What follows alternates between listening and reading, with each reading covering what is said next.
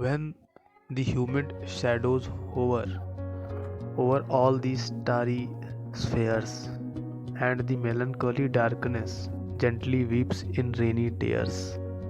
What a bliss to press the pillow of a cottage chamber bed and lie listening to the patter of the soft rain overhead.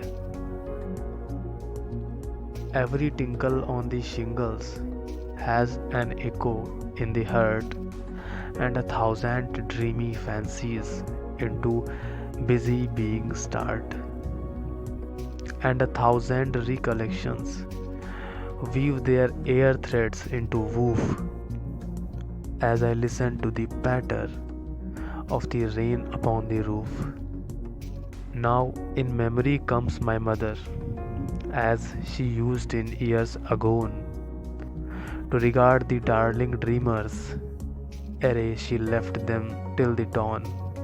Oh, I feel her fond look on me as I list to this refrain, which is prayed upon the shingles by the patter of the rain. This poem is written by Coates Kinney.